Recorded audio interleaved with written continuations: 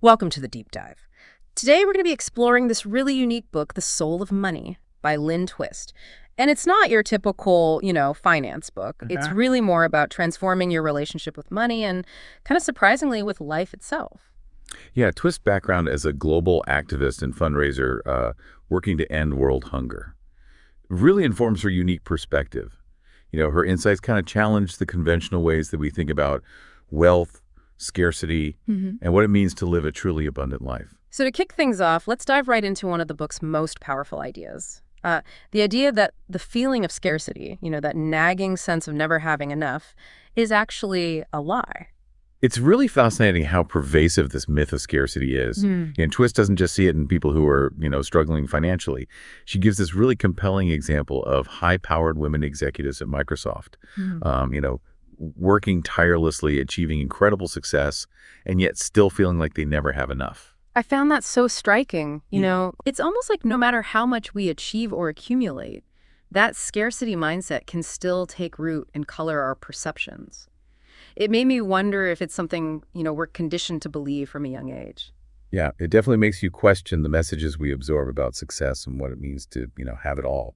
Twist contrasts those executives with women she met in Senegal and Bangladesh, facing real material hardship, yet finding abundance in their communities and expressing deep gratitude for what they do have. Those stories were so powerful. They really highlight how our mindset and our sense of connection can really shift our experience of abundance. Even in the face of material lack, it really makes you rethink the whole idea of enough. Exactly.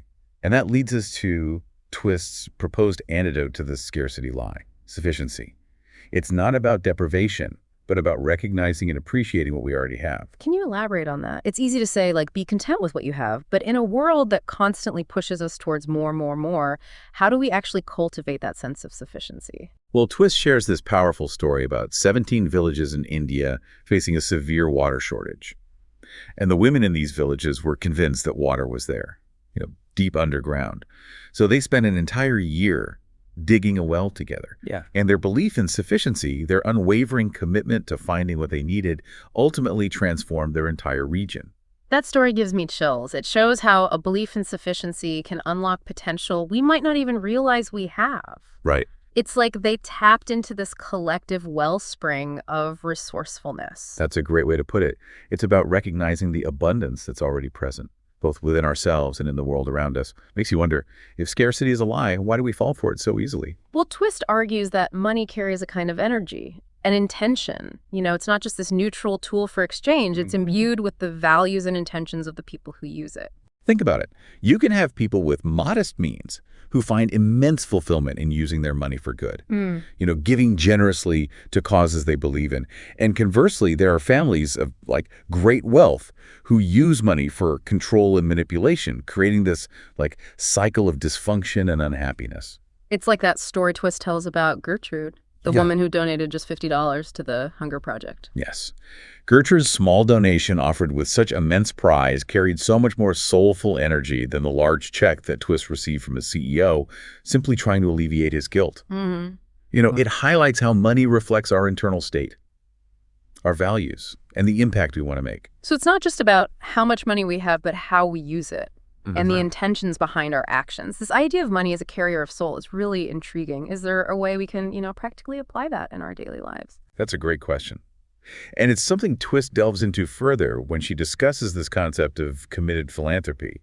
It challenges the traditional haves and have-nots dynamic of charity and suggests a more collaborative approach. You mean it's not just about, the wealthy giving to the less fortunate? Exactly. Twist argues that true philanthropy is about partnership and shared empowerment.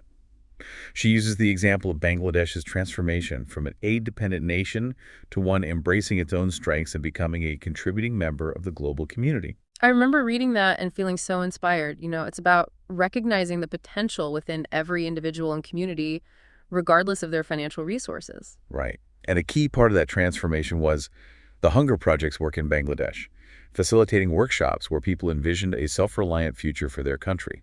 It's almost like they shifted their collective mindset from scarcity to possibility. Exactly. They tapped into a shared vision of abundance and created a path toward it together.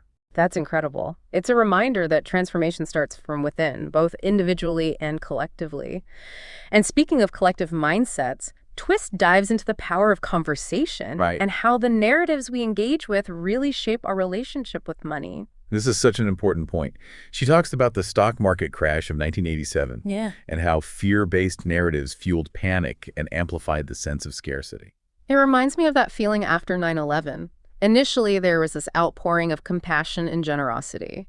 But then the conversation quickly shifted toward consumerism and war rhetoric, like we were being told to, spend our way out of fear. You picked up on something really important there.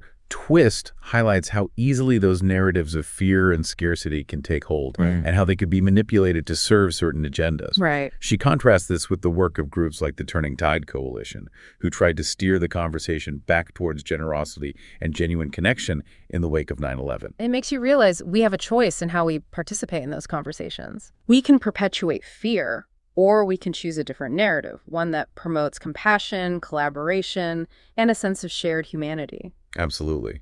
Twist encourages us to be mindful of the narratives we consume and to actively participate in creating narratives of sufficiency and abundance. Speaking of narratives, I found Twist's exploration of life sentences, those ingrained beliefs about money that often hold us back, particularly insightful. These life sentences are so powerful, yet often, we're not even aware of them. Right. Twist realized she had unconsciously adopted the belief that she wasn't capable of earning a good living from her work because, growing up, it was the men in her life who handled finances. It's amazing how these unconscious beliefs can shape our financial choices and limit our potential.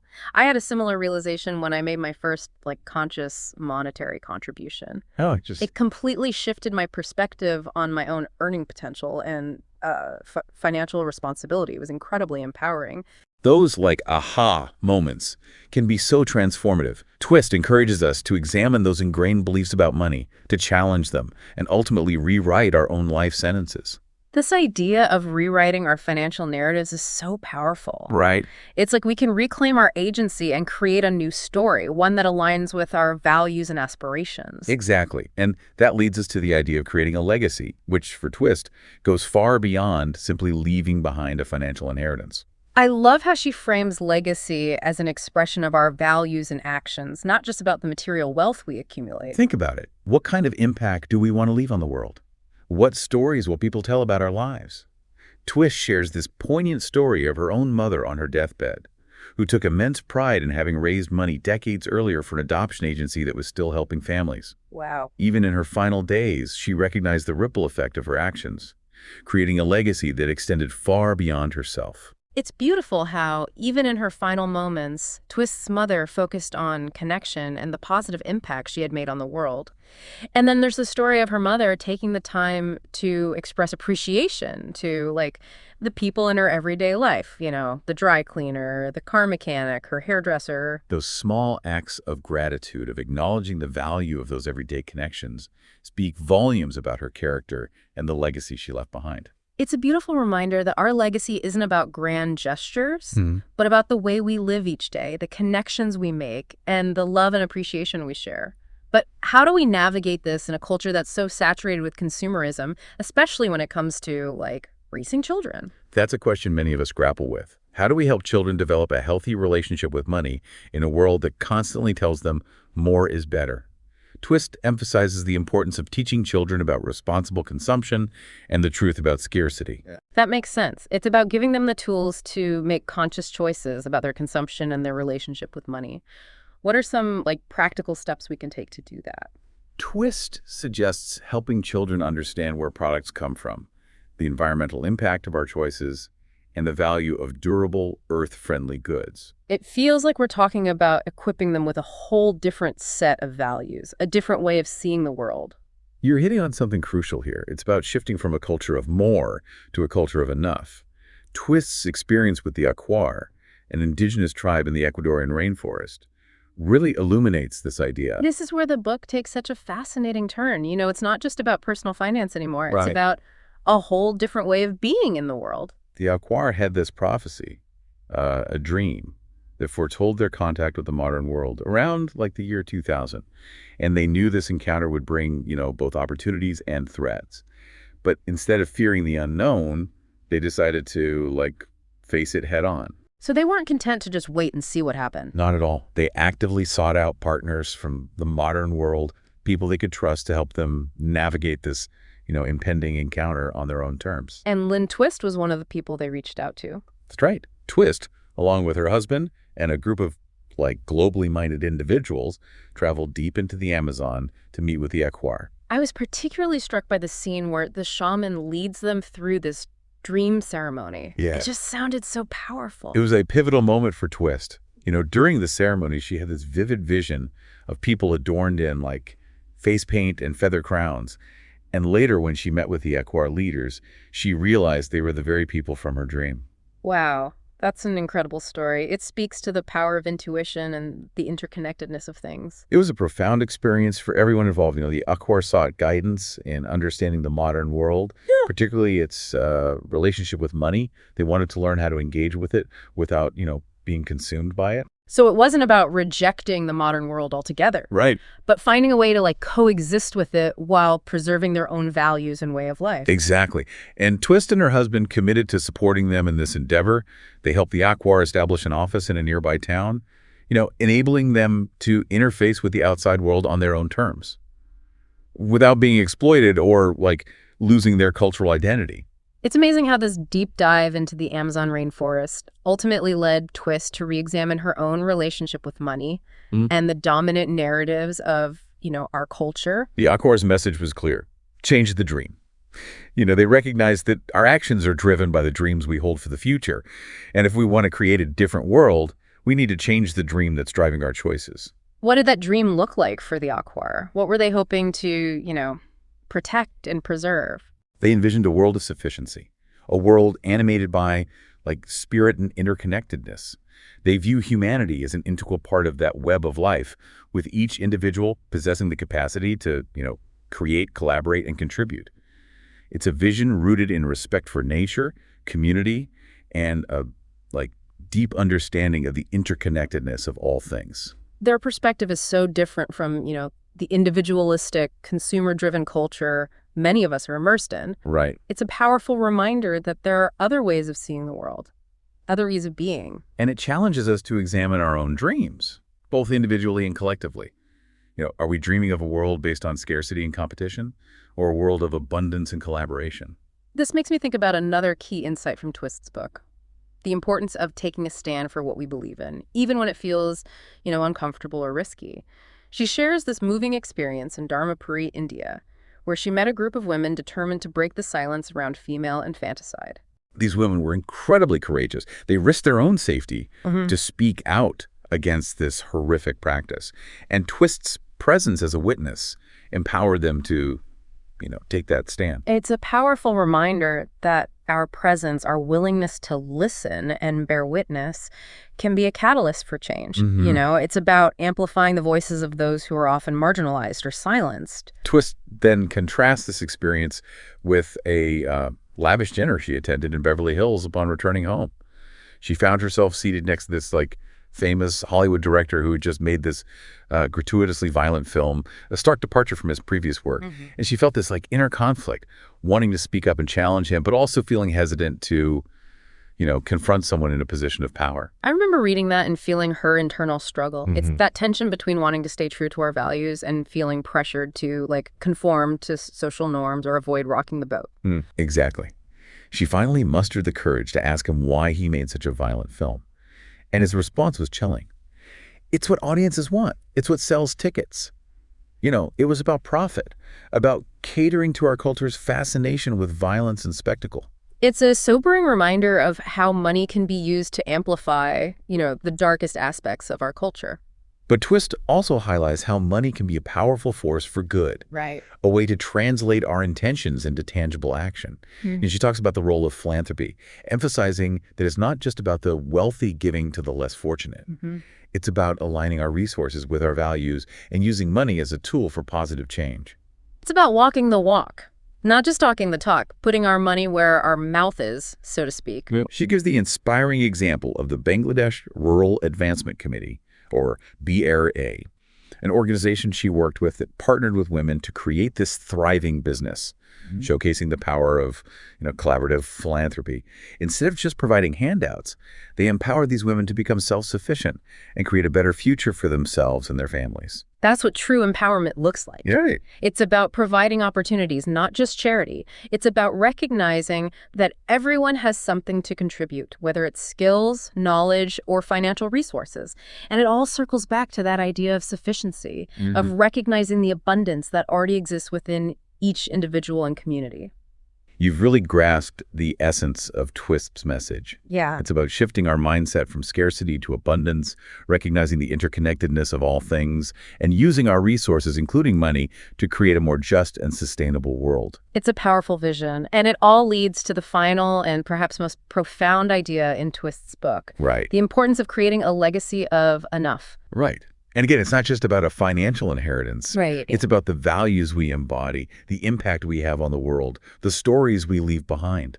I think back to the story of Twist's mother on her deathbed, expressing pride in the money she raised for an adoption agency that was still helping families decades later. Right. It speaks to the enduring power of our actions and the legacy we can create through, acts of generosity and compassion. Absolutely. Her actions rippled outward, touching the lives of countless people she would never even meet. Right. It wasn't about seeking recognition or reward. Right. It was about making a positive difference in the world. And her simple acts of gratitude toward the people in her everyday life were equally impactful. It reminds us that our legacy isn't built on grand gestures, but on the way we treat others, the connections we make, and the love and appreciation we share. It's about the small acts of kindness that weave the fabric of our lives and create a tapestry of connection and meaning. And that brings us to the question that keeps coming up. How do we raise children with this mindset of sufficiency and generosity in a culture that's so focused on consumerism and material wealth? It's a challenge, no doubt. Yeah. But Twist offers some valuable insights. She emphasizes the importance of teaching children about responsible consumption, helping them understand where products come from, the environmental impact of our choices, and the value of durable, earth-friendly goods. It's about equipping them to be conscious consumers, Right. to think critically about the messages they're bombarded with, and to make choices that align with their values. And equally important, it's about modeling those values ourselves. Children learn by observing our actions and how we relate to money. Right. If we're constantly chasing more, they'll internalize that message. Right. But if we prioritize experiences, relationships, giving back, and finding joy in the simple things, they'll learn those lessons too. It's about showing them that true wealth lies in experiences, relationships, and making a positive impact on the world. It's about living a life of purpose and meaning rather than a life driven by the pursuit of material possessions. And this brings us back to the Akwar's powerful plea: change the dream. It's a call to reimagine the very fabric of our society, to shift from a paradigm of scarcity to one of abundance, Right. from competition to collaboration. Precisely. And Twist's exploration of this idea kind of takes us beyond individual transformation and into the realm of collective awakening. She describes participating in dialogues with the Dalai Lama, where they discuss the challenges and opportunities facing humanity at this critical juncture in our history. I can only imagine the wisdom and insights that emerged from those conversations. What were some of the key takeaways? Well, one of the most profound realizations was that amidst the chaos and the challenges that we face, a global awakening is indeed underway. A tide of transformation is rising, fueled by a growing awareness of our interconnectedness and the urgent need for a more just and sustainable world. So there's hope, even in the face of, climate change, social injustice, and political turmoil. Absolutely. Twist describes this as a time of hospicing the death of old, unsustainable systems and midwifing the birth of new sustainable ways of being. That's such a powerful image. It's about, letting go of what no longer serves us, what's holding us back, and creating space for something new to emerge. And this transformation can begin with our relationship with money. Instead of seeing it as a source of fear and scarcity, we can choose to view it as a tool for positive change, an expression of our values, and a way to contribute to a better world. Twist talks about actively coexisting with money, which sounds like a more conscious and intentional approach than simply trying to accumulate more of it. Exactly. It's about merging our tangible assets with our intangible values. Mm. It's about aligning our financial decisions with our deepest aspirations for ourselves and, the world around us. So it's not just about what we do with our money, but the intention and the awareness behind those choices. Yes. Twist's own journey exemplifies this beautifully. She went from working to end world hunger to supporting indigenous communities protecting the rainforest. It's been this continuous process of self-discovery, challenging ingrained beliefs, and embracing a more expansive view of money's potential. It's inspiring to see how she's used her resources to, align with her values and make a tangible difference in the world. It brings to mind that powerful quote, "We are not human beings having a spiritual experience, but spiritual beings having a human experience." That's a perfect way to encapsulate this idea. Our relationship with money is just one facet of that human experience, but it's an opportunity to connect with our values, our purpose, and our capacity to make a difference. It's a chance to weave our unique threads into the larger tapestry of life. So as we resurface from this deep dive into the soul of money, what are some key takeaways that our listeners can carry with them? If scarcity is a lie, as Twist so boldly asserts, what becomes possible in our lives and in the world? That's the question Twist leaves us pondering. If we can truly let go of that fear of not having enough, if we can embrace the truth of sufficiency, what kind of world can we create? What dreams can we bring to life? It's a powerful invitation to step into a new way of being, Right. to rewrite our narratives about money, and to use our resources to create a world that reflects our deepest values. Twist reminds us that the world of abundance and interconnectedness, that you and me world already exists. It's not something we need to create from scratch. It's a matter of choosing to see it, to step into that reality both individually and collectively. It's a call to action, a reminder that we have the power to change the dream, to shift from a culture of more to a culture of enough. And perhaps the most important takeaway is this. Transforming our relationship with money is an ongoing journey of self-discovery. It's about challenging those deeply ingrained beliefs, embracing sufficiency as a path to true fulfillment, and using our resources, both financial and otherwise, to create a world that works for everyone. The Aquar's plea to change the dream echoes throughout Twist's book, challenging us to question our assumptions, to step outside the confines of our conditioned beliefs, and to imagine a more beautiful and equitable world. As we conclude this deep dive, we invite you to reflect on this question. What would it mean for you to change the dream, to shift from a culture of more to a culture of enough? Thank you for joining us on this exploration of the soul of money. May it spark a transformation in your own relationship with money and inspire you to create a legacy of enough. Did you get any of that?